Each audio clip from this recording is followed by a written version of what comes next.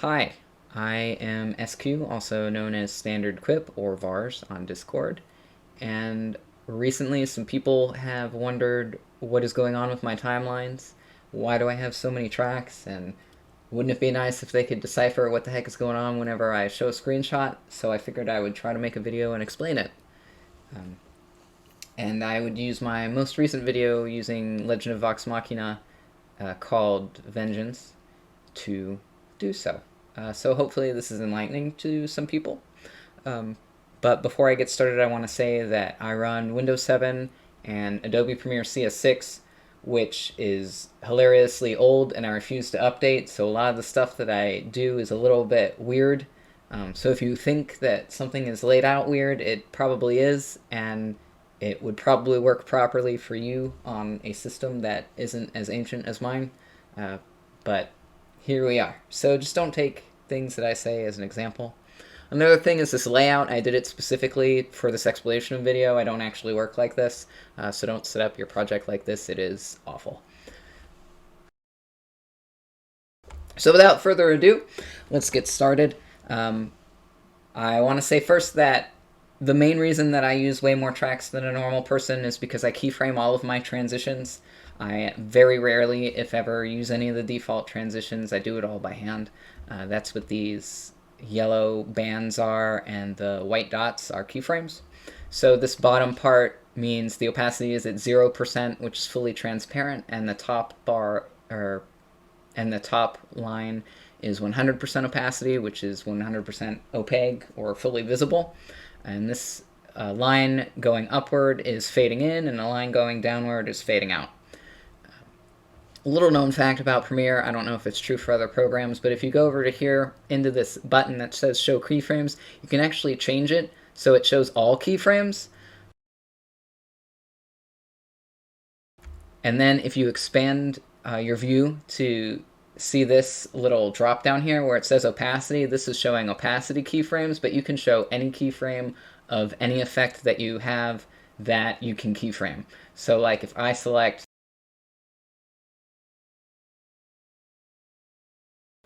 motion scale, then I can keyframe scale right in here, and you have your own little graph. Now, I will say that I rarely ever use this for anything other than opacity, but it is there if you want to try and do keyframe graph stuff in Premiere. So moving on, we have this fading in, that fading out, this fading in. This bar at the bottom is 0% opacity, so it's not visible at all. That's same for this one here. When I'm editing, I like having extra handles to just pull around and mess with the timing of the fades, or it could be laziness, because technically this is trimmed. I could trim it and not lose anything, but you know, it is what it is. I actually cleaned up this project quite a bit because I knew I was going to make a video with it.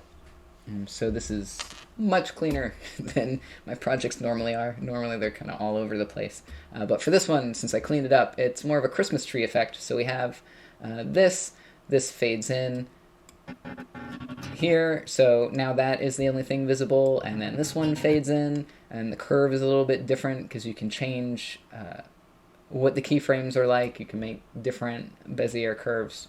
I like to play around with it for different scenarios. This is just a cut, this fades in, and then we're going to get into the very first sort of complicated overlay sequence that, after explaining it, will probably explain 80 to 90% of the rest of my timeline. But first, I will go back into this black video. You're probably wondering why the heck I have a black video thing down here. This is because of my old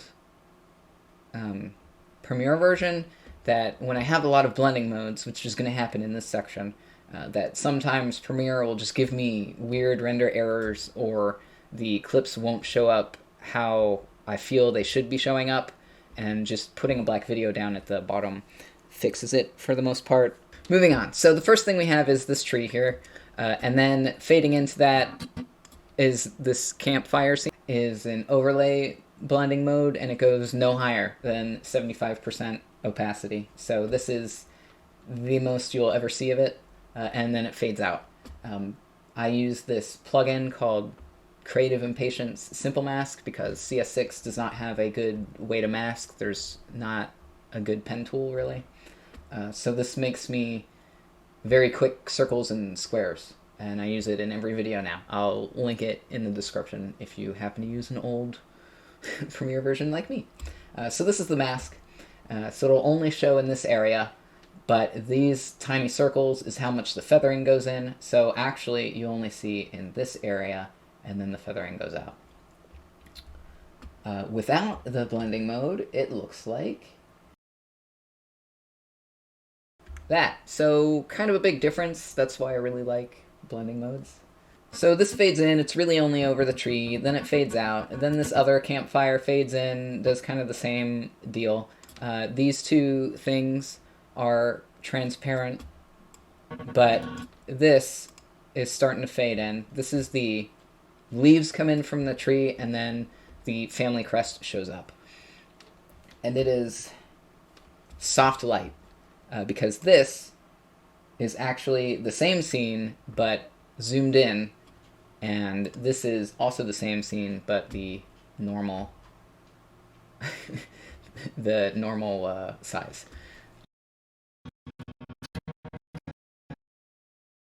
And I did that because this family crest thing, there was no way to like really time it, and I didn't want to redraw the whole circle, so I did this lazy sort of normal size fades into a larger size, which worked for my purposes, but is very sloppy, so an editor who's a little bit more of a perfectionist than me probably wouldn't have done that. But that is my method.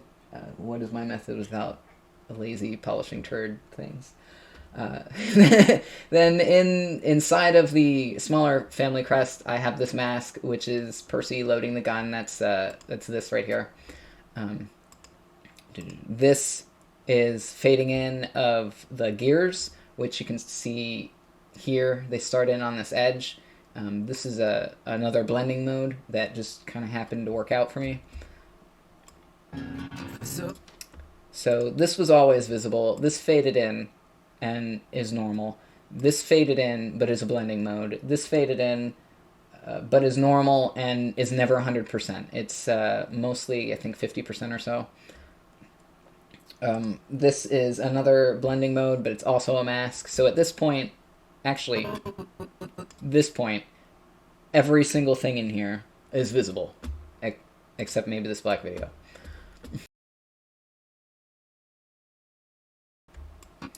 So another thing that I do with blending modes is, like I said, this is a blending mode, but this is normal.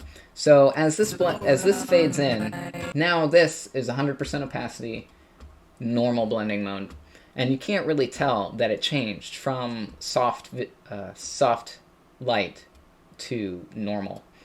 And part of that is because of this big long fade, but the other part of that is that all of these still use blending modes.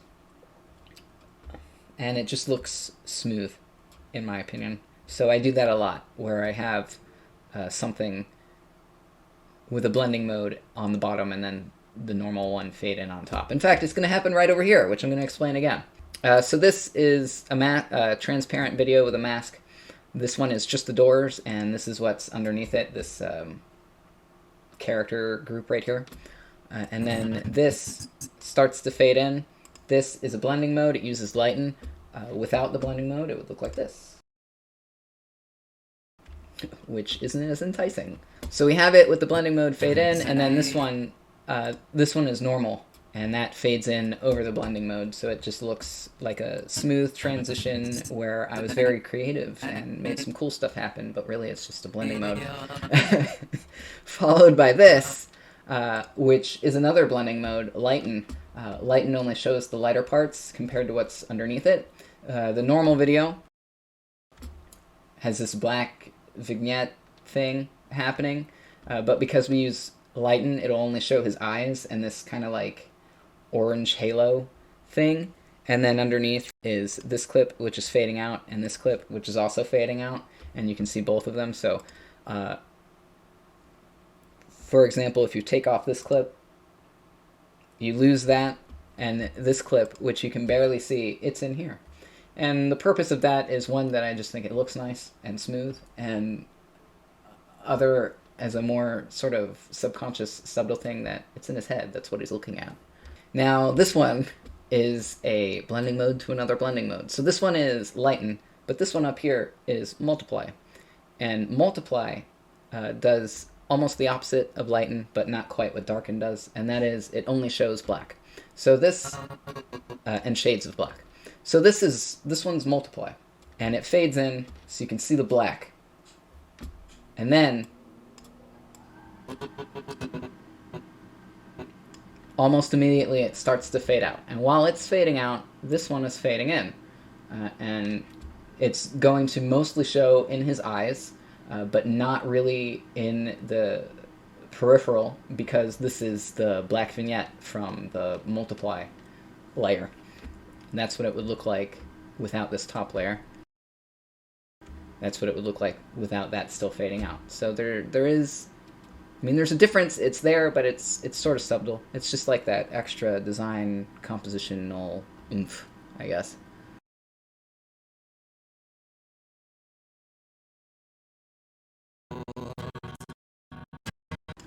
So then we have this that fades out, then this fades out, then this fades out, then this fades out. Normally, like I said before, my projects aren't that clean, but because I cleaned it up for this video, it's just kind of a Christmas tree sort of fading cascade effect. Okay, so another sort of subtle thing like this. This is him holding the fruit. You can kind of see it in this first frame thumbnail here. It's just the fruit in his hand. You can't see that at all in here. But if it wasn't there, this looks way different. Well, not way different, but it looks different, see? It changes the shading of all the stuff. This is still visible, but it's fading out. This is visible, but it's fading out. This is fading out, and this is currently fading in. So it's just another thing that I like to keep track of when I'm doing all these sorts of fades and overlays. Okay, I do want to talk about this, though. I really suck at color correction, but I had to do a lot of it for... well, not a lot, but I had to do more than I normally do for this video. This is the same as this scene where he's running, but heavily blurred, and it was in a blending mode, and now it is just kind of color.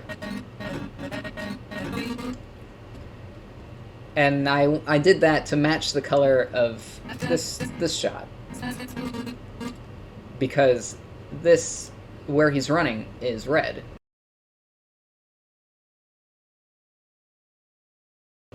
See, that's the normal color of it. And I did a bunch of stuff to turn it blue, but that also looks kind of dumb.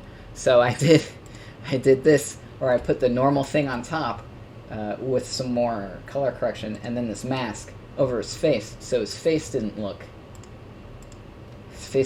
blue or red.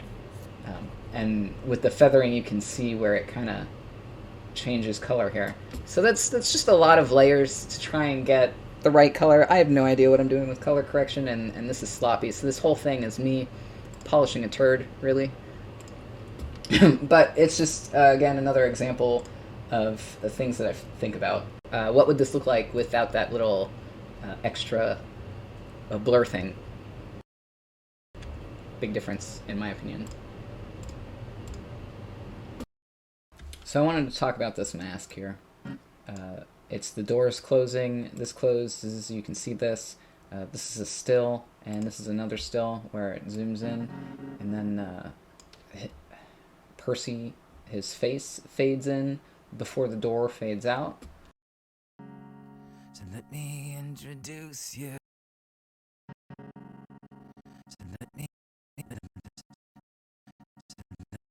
But notice how it's really only his head and not anything else. That's because it is a subtract mask on the store, and without his head, you can maybe see what's going on a little more. I keyframed the mask so the mask itself will fade out. So here's what it looks like without Percy. So let me introduce, where you see it has this kind of wipe thing happening here, where half of the screen is black and the other half is the door, but then the door also fades out very slowly. So that's just another type of thing that I do. It makes things look a little smoother.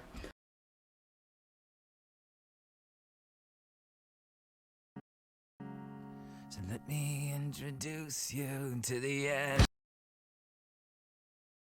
The other thing I want to talk about is the sequence itself, and the way that I time really still animation, which I hate doing because it takes forever and it's very tedious. But if you happen to work with kind of cheap or just low frame rate animations, it's sometimes helpful to do. It's this. All of this is one frame at a time, and luckily it worked out for me. It doesn't always, but when it does work, it's nice. Instead of using Twix or whatever, you can just manually have things fade in when you want them to. So this is his glare and his glasses right here. Well, this is the next frame of the glare that's starting to fade in. Before it's fully faded in, the next one fades in, and just the whole thing is extended so it's much longer than it normally was in the opening. And then I have this, unfortunately, this demon, this didn't work out with how everything was timed, so I had to make a new one.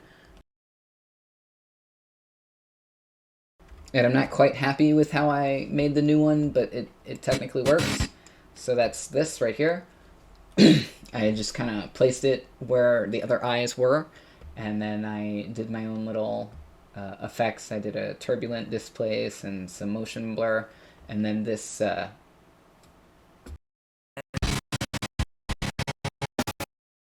this down here is actually from that religious scene. That's this, I think. Yeah. And this is yet another blending mode.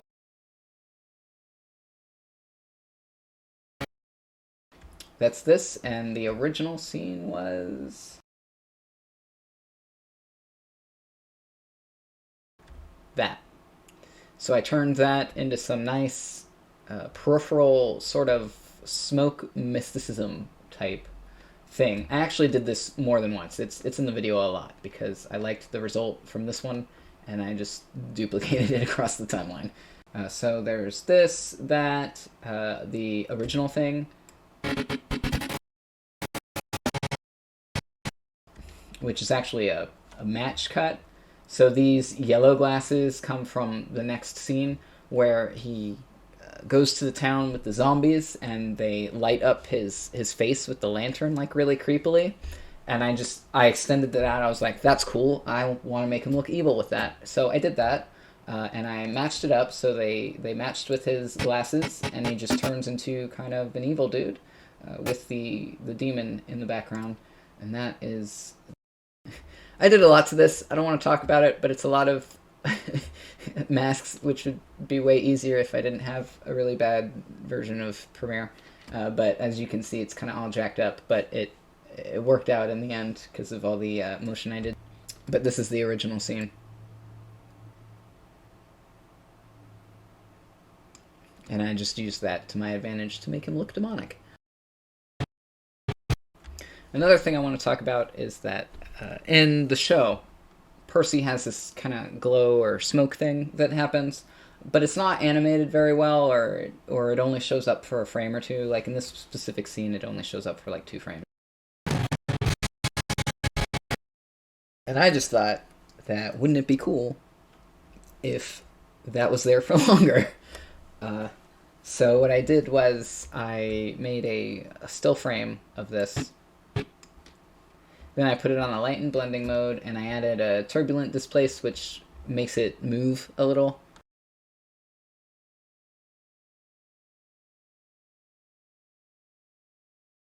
So I had it move and do this radial blur type deal, and I just thought it would look really cool. So I did it, and I actually used this method for a few other things in here, for some more smoke and some demon stuff. The eye that shows up way at the end of the movie gets this treatment too. Not the movie, the AMV. And without it, I mean, it's an okay sequence. Let me show what happens without it. I mean, it's okay. It's an action, but with it, it's just got that little oomph. So that's just another example of some of the weird things that I think about, where maybe I shouldn't be putting too much detail in that area, but I do it anyway. So next I'm going to talk about the most complicated overlay sequence, which happens toward the end, which is the climax of the video. I already made a video about it, sort of, comparing 4 different versions of betas, and I've already talked for quite a while, so explaining this next section will really explain all of my timelines and probably all of my thinking for all overlays, so we're just going to jump to that, and hopefully in this video soon. You shut me down so that I can introduce you to the end. Okay, so I'm going to stop here, because already a bunch of stuff that you probably don't notice or think about has happened. This right here is another example of that religious scene, the purple smoke, but I turned it into black smoke. And I did that because the original scene with these glasses, the smoke is not symmetrical, and it didn't really look good when I slowed down the scene. So that scene is all these parts down here, where I did all of my different speed adjustments. And that's what it looks like without my added smoke.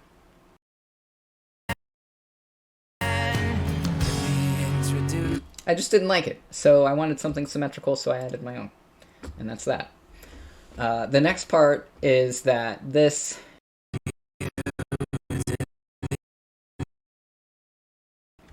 right here is one of the scenes where he's wearing his plague mask, and this is a blend mode. It's darker color, so only the darker stuff will show up. And it's fading in, and you can kind of see the eyes. I just wanted to make it look like, wow, what's going on with his eyes? Just something subtle that doesn't really hit you as you're watching it exactly, but it will come in the next few frames.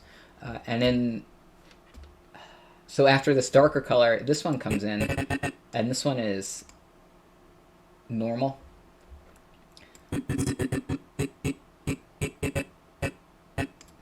So that'll casually black out the human part and then become the orange eyes that also matches up with his black, how do you pronounce that? Sclera? The black outer part of his eyes, and his irises turn orange, so it all matches, and it all just comes in at once. And then the more complicated part of this section is this next thing that happens. This, which is also this smoke thing, easily missed. This is actually something completely different. So originally I had a totally different sequence before this demon eyes thing happened. And it was Percy shooting this guy and his shadow demon coming out. And I really liked how the shadow just came out. So I timed it all, and I made it all work, but, you know, in the end, things don't ever go how you want them to go. And I decided to repurpose the scene for something else. So I turned it into smoke, as you do. And that turned into this.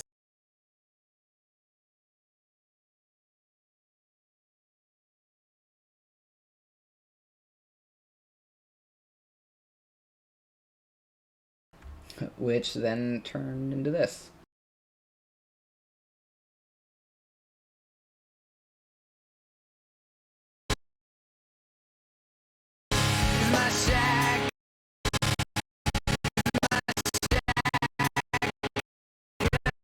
I mean, it's messy. I could have done more, but it only shows up for like a second, and you barely notice it, so I didn't bother cleaning it up that much. But anyway, it's on yet another blending mode, and it just shows up as extra smoke, and it shows up over his face, so it's almost like it comes from his gun, but not really. So it comes around his gun, and then over his face, just another thing to make him more dark and demonic looking. But again, every single thing right here is showing, except possibly the black video. This is just a red color sort of red flash thing that happens. This is the continuation of that shadow. I just have it fade out really slow to make it look kind of smooth and more subtle. This is the guy getting shot, and more of him getting shot. The rest of this, there's nothing super special. It's just a bunch of scenes all showing at the same time with maybe some different blending modes. You have this fading out.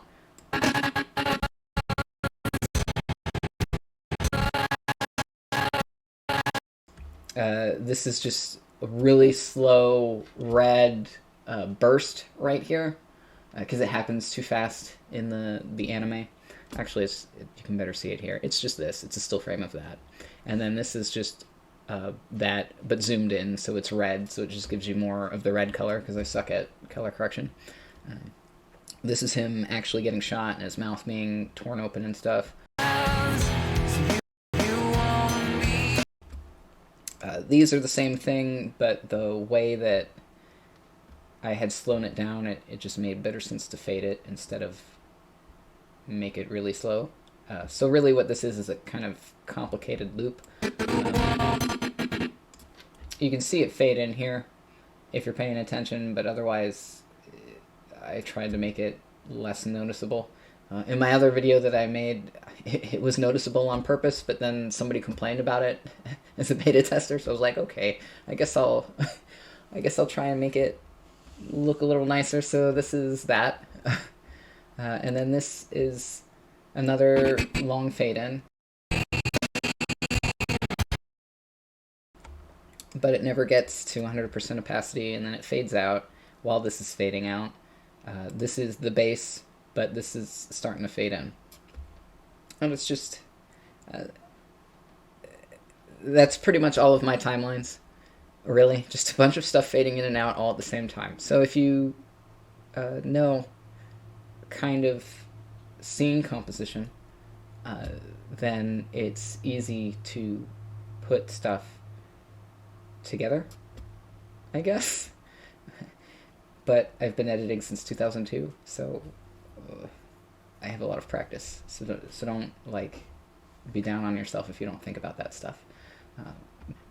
But as an example, you have him without his mouth, and he's crouching over, right? But then you have his eyes, and his eyes, he is in between the eyes. You want them, I want everything to be seen. So his whole body is like his nose, but you can also see his eye reaction. That goes back to this thing coming up, actually, where this is a blending mode, but Percy, he's the demon Percy, and he's in the blood stain. And this is just a blending mode that happened to work out for me. But you position it because you want, like, Percy caused the blood stain, so you want him in the blood stain. That's the way it makes sense to me.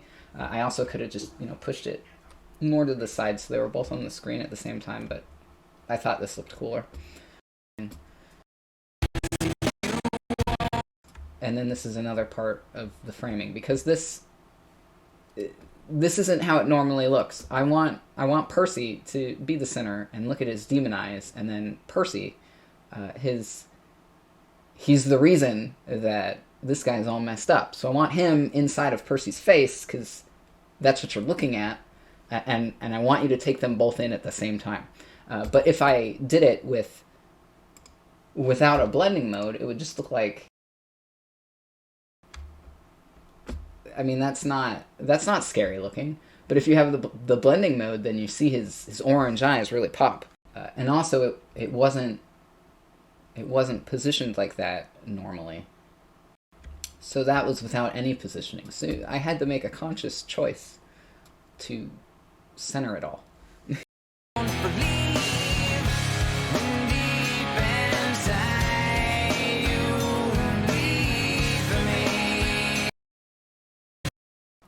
This is the other thing that I was talking about earlier. This also got turbulent displaced, because if I didn't make it move slightly, then it's just not going to look the same. So we got...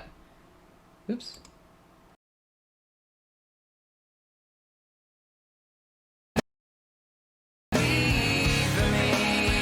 Like, yeah, okay, that's cool, but what if?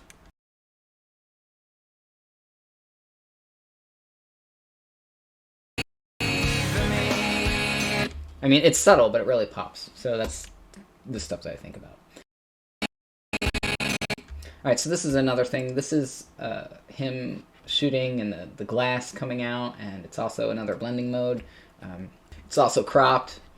I only see this part. I really, really liked how the glass looked, so I really wanted to keep that on screen for as long as possible. And you totally can't see it. Hold on.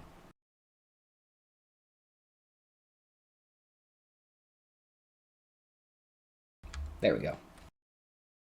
So as I was saying, I really liked how the glass looked, and I wanted to keep it on the screen as long as possible. So I have it fade in, and I have it fade out over a really long period of time. Coincidentally, this eye thing also fades out over a really long period of time. I have it fade. It fades mostly out pretty fast, but then it gets here, which is like 30% opacity, and then it takes the rest of the time to fade out fully. So it just has time to sit. Amps the drama, in my opinion. So this is still fading out. You can still see the glass breaking as the rest of the video is starting to move on. Now, I didn't want to dwell on Percy's fight with the demon. Instead, my video focused on him getting his vengeance and like accepting the demon as part of him. So Percy is technically sort of evil in my video. So I have the glass breaking as sort of a transition to him accepting his evilness, and then we go into this next part where he's making the gun that the demon told him to make, and that is a bunch of masks and overlays. So this is more of the glass falling. And this is this glowing gun thing, which fades out to this, which fades out to this. This is the mask and the gun falling. And I positioned it in that corner, and that's the rest of this is masked. So you can still see his face. So it's like he's accepting it, but not really. So it's not like a conscious choice. It's just sort of a masculine, rage-induced, can't control myself kind of thing. This is a blending mode, hard light, and it doesn't work quite right if you can see the clips transitioning under it. So that's why I have this black video coming in, except it's not black, it's white, because I inverted it. And that makes this sort of fade in a little bit better. I don't know how to explain it, so I guess I'll just show. See, that's what it looks like as black. And this is what it looks like with the white background. So basically what was happening is that this white fading in makes it look like the normal non-blending mode version of this clip is fading in. So I don't have to duplicate it. I just use this inverted black video instead. And then as the white fades out, it makes it look like the hard light version of this is fading in. But as this is fading out, as this is fading in, it is also fading out, showing this, which gives this really sort of weird multiple scene kind of look.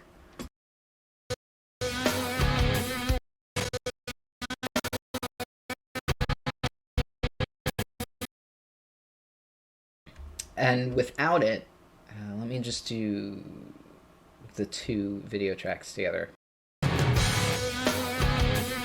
which is just too dark and doesn't make any sense. So this sort of fixes it, another polishing a turd, if you will.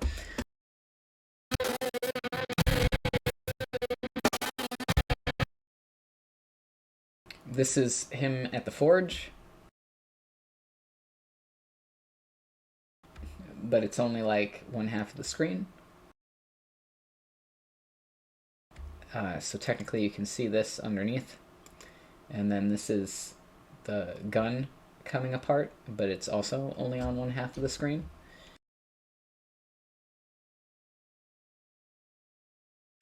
And then this part fading in is Orthax coming in to tell him how to make the gun, and that's also only on one side of the screen. Sorry, I didn't realize that you couldn't see that part. So what I said was technically all of these are visible, all these, and only these two were not visible. So that ends the video. I hope it was enlightening or at least entertained you. And if you have any specific questions, let me know in the comments, or if you have a specific video you want me to go through and talk about, like in a specific effect or section. I keep all of my projects, or at least I have for the past like 3 years. So if it's a relatively recent video, I probably have the project files and can look through it for you. Let me know. Thanks.